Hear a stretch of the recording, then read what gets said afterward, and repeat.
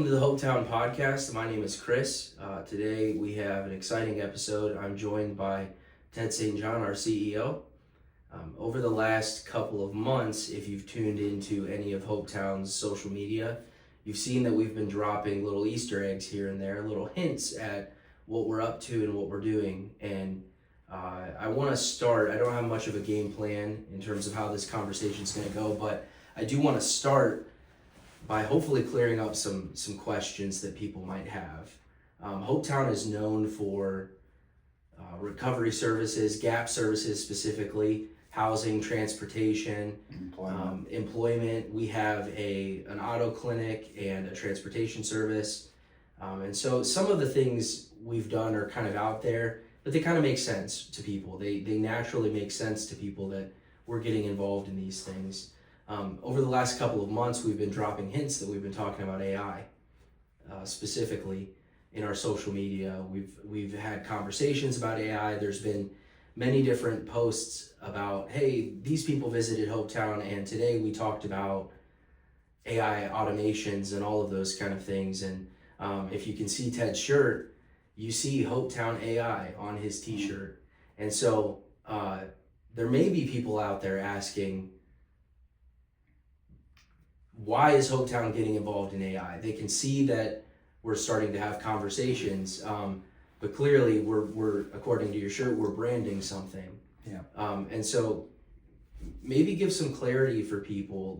I want to help people understand what business we have in the world of AI and why is a organization that specializes in recovery services for people with addiction talking about AI and doing things with AI. Can you speak into that a little bit? Well, I mean, to me, it's logical. One is if you've worked with me at all in the last 10, 12 years at different treatment centers, you kind of know that I've kind of built my career on automation and streamlining and organization.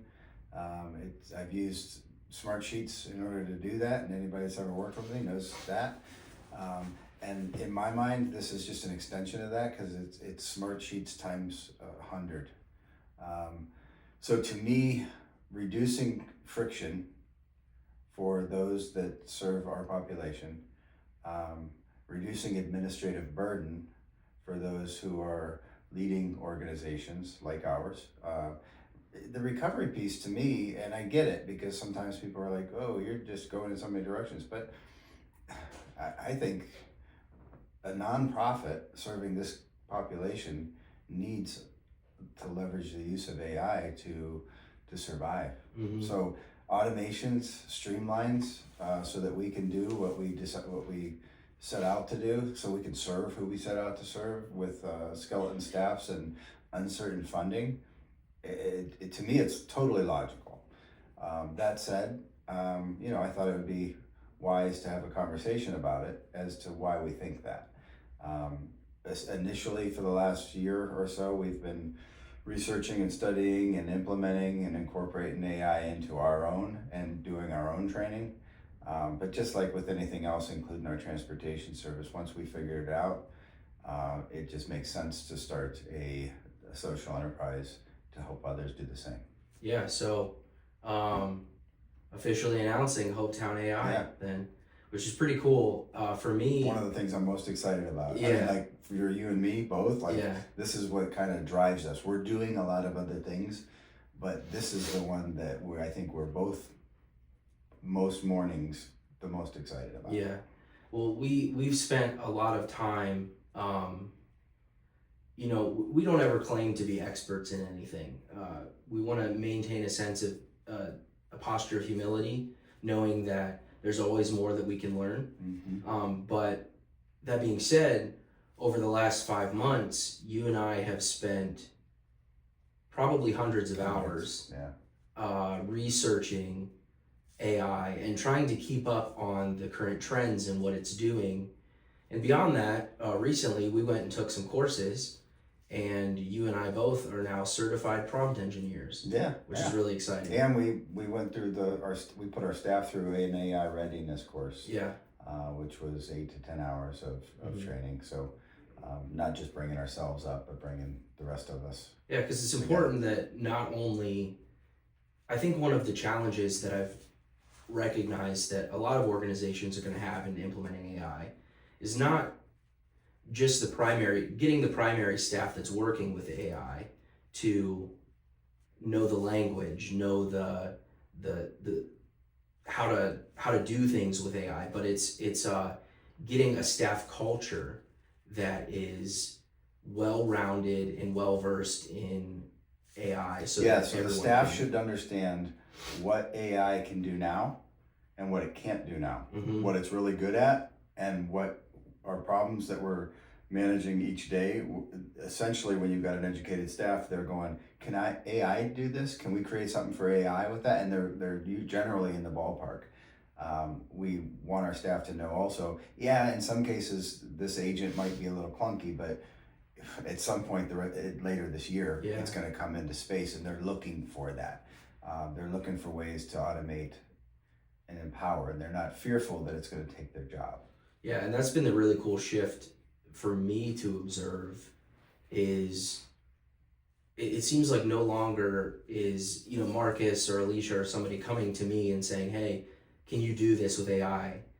They're coming to me and saying, "Hey, I tried this with a large language model and it didn't quite work the way I wanted it to. Do you have any Yeah. pointers on how to get it to do what I want it to do?" So the staff culture around here, since we went through that staff training, is shifting to where now they're even coming up with ideas. I mean, we had uh, Tyler, the service manager. He didn't even go through the training, and we were talking about one of the multi-point inspections in the garage, and he's like, "I wonder if there's a way with AI to automate this," and because he's hearing all these conversations and it's starting to affect him. And so I was able to come up with a way to automate a multi-point inspection on a car so he can do it from his phone. And, he doesn't have to use an old pen and paper anymore. It's just from his phone, he hits print, it prints out, Yeah. he can give it to the customer.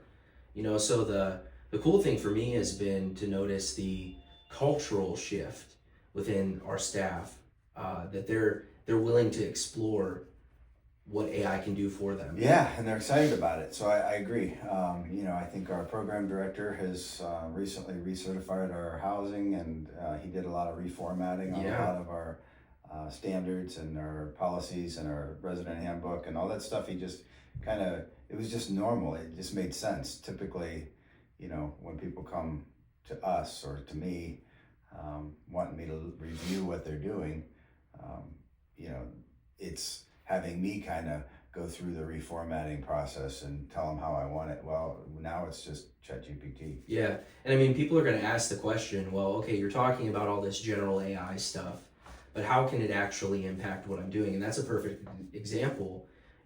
Adam had to go through the recertification process with ORH, which is extensive. Mm-hmm. There's tons of paperwork. And as I was looking at it, we were talking about how can we use AI to streamline this process, right?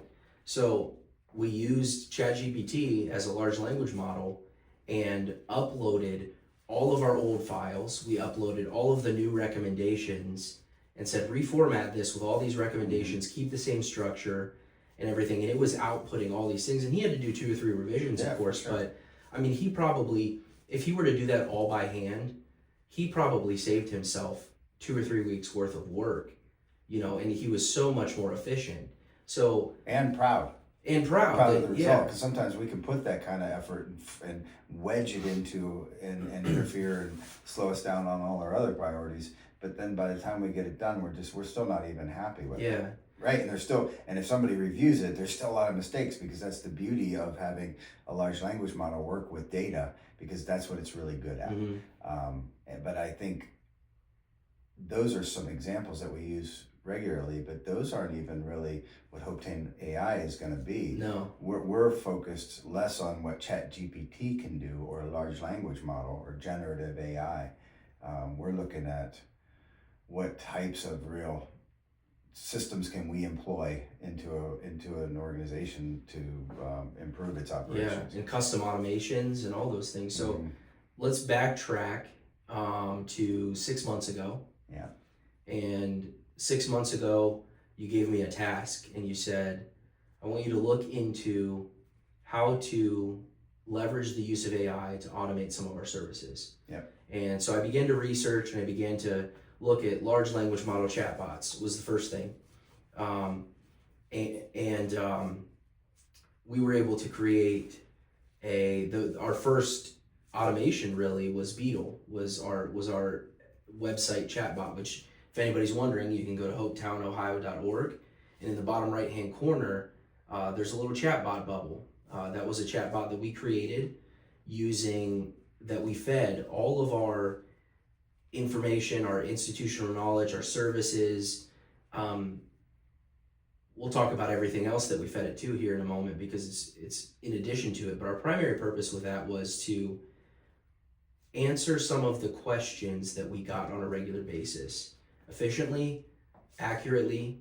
And, one of the problems that we were trying to initially solve with that is we would get Facebook messages or calls at 7 p.m. on a Friday night after we've already worked a 40-hour work week.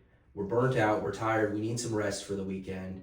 And it's someone that's in a crisis situation that needs some help.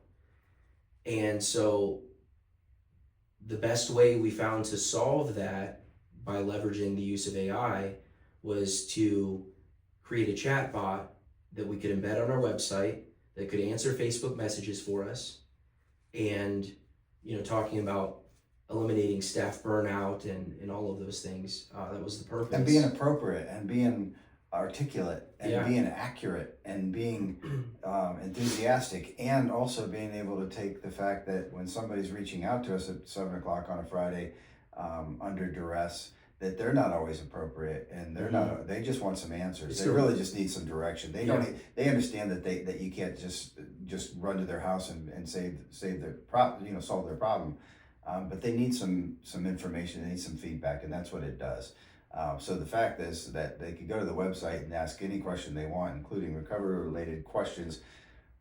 But what we see on a practical level is they're messaging our Facebook page and having it respond to our Facebook messengers. Now we also see that happening in real time. We do. And so if it's something that needs addressed, we can still address it. So it's not like it's taking us out of the loop. The human's always in the loop. We just get to see that they did answer it correctly and appropriately, and that they seem satisfied with that. And if it was inaccurate or they needed more information or more help, it's sending them to the right places. But if they need more help, we can jump in. Yeah. And so it answers questions about our services and directs them to the appropriate place so that they can either apply for housing, they can talk to somebody from linkage and navigation, get them the services and resources that they need. Beyond that though, we had a conversation one time where I wonder how it would respond if you fed it the NA basic text. And well, because I'm an NA dude. Sure, naturally, yeah. I want to see how that goes. Yeah. And the cool thing is it didn't respond in, when we began to ask it questions about recovery, said, we would say something like, hey, I'm 2 days sober and I'm freaking out and I don't know what to do next, It wouldn't respond in the same vernacular as the 1950s text of the NA basic text. It responded in modern English and in a way that was articulate, that people could understand. It was appropriate. Yeah, I mean it was appropriate, and it didn't sound like that. There's a bar that you can set in that app that allows you to go creative or conservative, meaning more verbatim or less, and it kind of struck a balance there. So it just sounds like recovery. Yeah. So sometimes people have, I don't know, they got a little bias in some direction or another. Yeah. So this kind of neutralizes that, which is what I liked. Yeah, and the other thing that led to was I gave it access to to scroll the AA website and the NA website.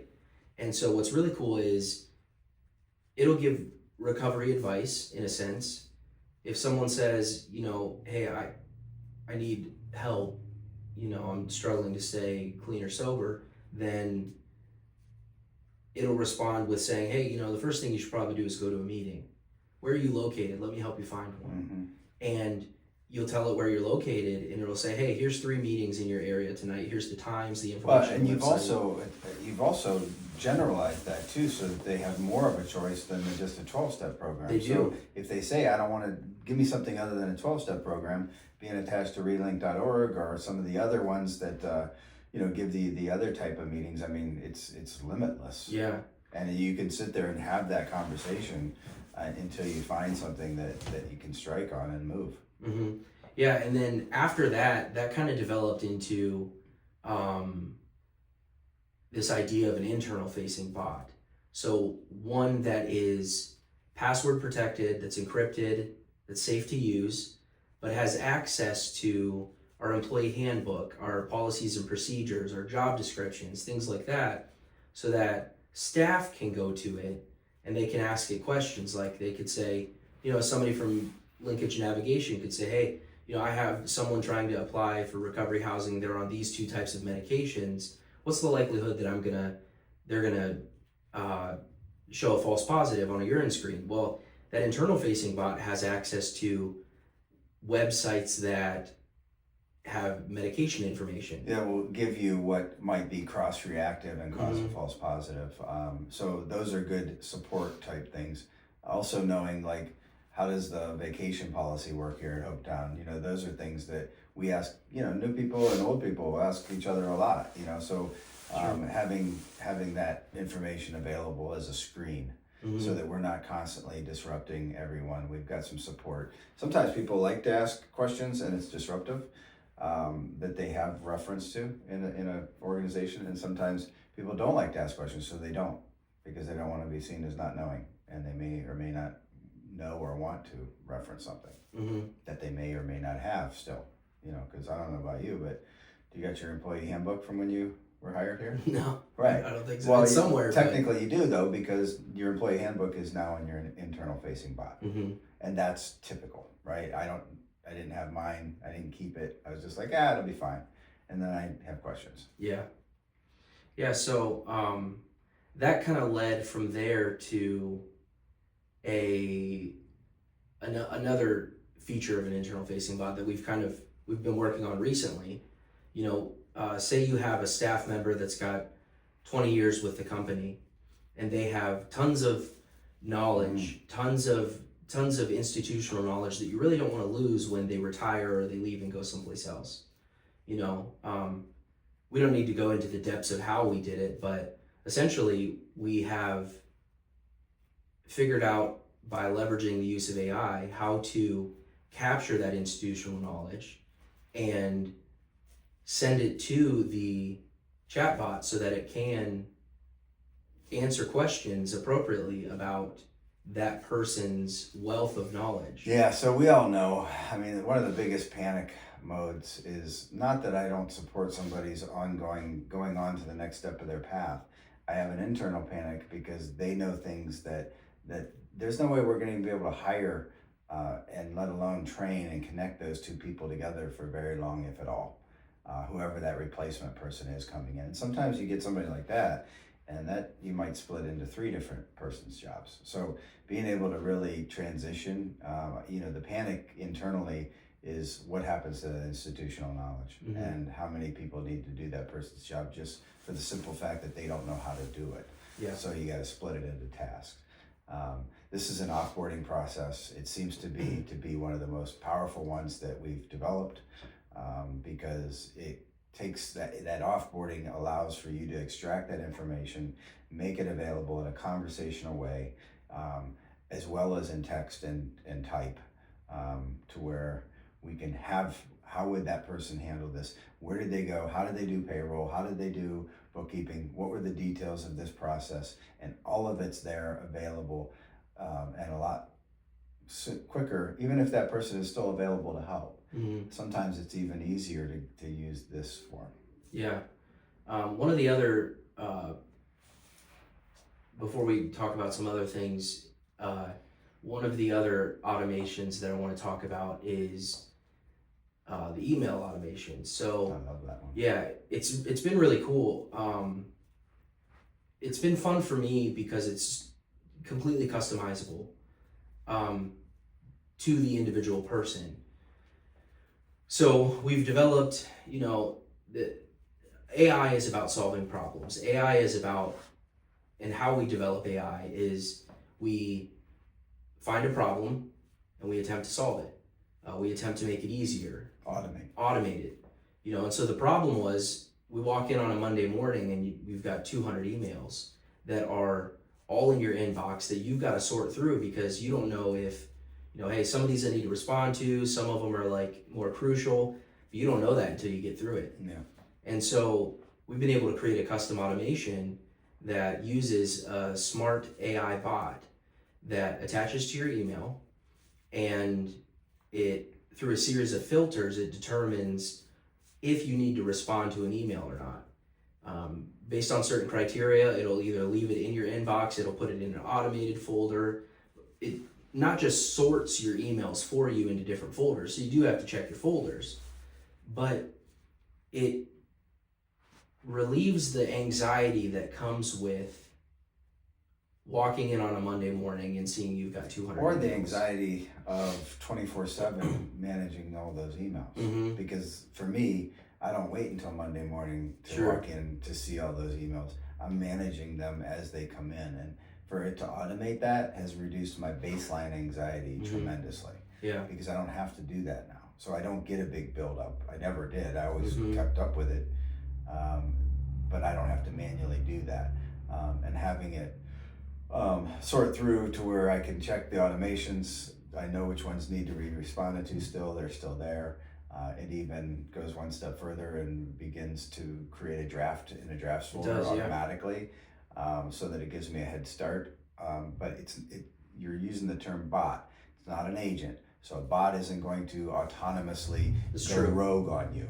A bot is really just going to serve it up for you. It's Yeah. not going to. It's not going to do action on your behalf without your permission. without your permission. Really, correct. a bot is really just going to ask you for permission and then you're going to execute Mhm. it. An agent would do more of that if you approved it. Yeah, so that's just a little glimpse into some of the more simple automations that we've been working on. There's a lot more complex things that are coming down the road. Yeah. Virtual receptionists, AI that can answer our phone for us, personal agents. But that that one we'll probably have going this month, I would guess. it'll be out quick. And we'll be able to transfer calls. But honestly, the data and the outcomes that have been the pilots for virtual receptionist is that they get better customer satisfaction ratings than humans. Mm-hmm. So where some people will be like, I wish you weren't going to go there. I'd really like to talk to a human. The satisfaction ratings are higher talking to a bot because they're more accurate. Yeah. And they're more pleasant. They're easier to deal with and they're more consistent. Well, and it's conversational too. It's not like you're calling one of those hotlines and it says press 1 for this and press 2 for it. No, it literally says, oh, it sounds like you want to talk to somebody from the auto clinic. Let me transfer your call. And then it'll transfer. And that's the beauty of it. So you can get there if you need to. But I mean, I would think that by the summer they'll be able to literally talk to a bot and schedule their appointment. They will. The only reason we haven't gotten there yet is because we just want to make sure that we know how to quote those jobs properly first. Yeah. Because sometimes we don't know enough about the car. Yeah. And so speaking about quoting jobs though,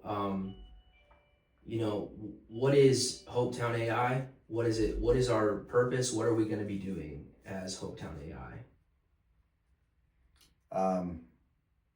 I'm not sure of the question. Oh, okay. So Set me up a little bit. yeah. So let me ask it this way. People are going to ask, okay, well, Hopetown AI is obviously like you guys automating your internal systems. Oh. How does that affect me and my organization? What can you do for me? Yeah. So, I mean, we're already doing it in some ways. We've done some pilots, and as we started working on our own automations, naturally we've shared some of that, and people have hired us to work on theirs, and we're gonna basically become a social enterprise, just like we are with our transportation solutions. So, we learned how to create a profitable social enterprise through transportation. So we started providing technical assistance and ongoing support to help people manage or launch or improve their transportation service. We'll be doing the same thing with AI. Yeah. So essentially, they'll look to see what type of automations are there, and I think the one that we're feeling the most, people are really responding to the most is the web bot. You know, having a website bot to help support their staff so that they don't have to support that website 24/7. And Facebook too. And the Facebook Messenger is honestly, I think that's almost more valuable. I do too. Because that's how they really like to reach us. They don't always like to reach us through the website. They like to just Facebook message the page. But that one is one. But the one that I think is the one people mostly are really asking us to start doing for them is their inward facing bot. Taking that institutional knowledge. You know, we got a county institution right now that's losing somebody that's 35 years in, and they want this now. This is just an example of why, but we want to do the offboarding process so that we can hold that institutional knowledge easily referenceable and available for that staff that's losing this person. And you know, large treatment centers, state organizations, a few different departments in our state organizations are bringing us to the table. State-run nonprofits and state-run, you know, affiliates are asking us to help them. So it's kind of a combination of this technology is becoming available right now, and it's going to be the biggest thing since the internet times 10, right? So we just happen to be in a position to where we've studied it, we're applying it, and now we're going to help others to do this. Yeah. So if people are interested, we actually have a website now. It's hopetown.ai. They can go there, look at the different services, which I'm really proud of that, by the way. I think it's really cool. Should be. That's a great domain name, by the way. Yeah. But there's actually a free consultation section too, so they can schedule a meeting with you and me, and we can review the services that they need. And then that's probably the best way to get a hold of us is through the website, hopetown.ai. Is there anything else that you think it's important for people to, you know, I know this is a preliminary kind of announcement so that people can kind of understand what we're doing. If somebody took the time to listen to this video this far in, obviously you're a candidate. Obviously there's something about this that's keeping you, unless you're, you know, my mom or your dad, right? They're the two that watch everything. That would watch this to the end. But if you've watched it to the end, I think, you know, just keep in mind that this is to automate and streamline. This is to empower you and your staff to survive in the future, because it's not that it's going to empower your staff to be more productive, to be more effective, so that they can do the things that you hired them to do, which is generally not all of this administration, right? So automating that, empowering them. People say, you know, am I going to lose my job to AI? I say, you're not going to lose your job to AI. You could lose your job to someone who knows how to leverage the use of AI. So everybody should be learning and being open to leveraging the use of AI. And I feel that if the leadership is not at this stage, you're way late. You're 2 years late.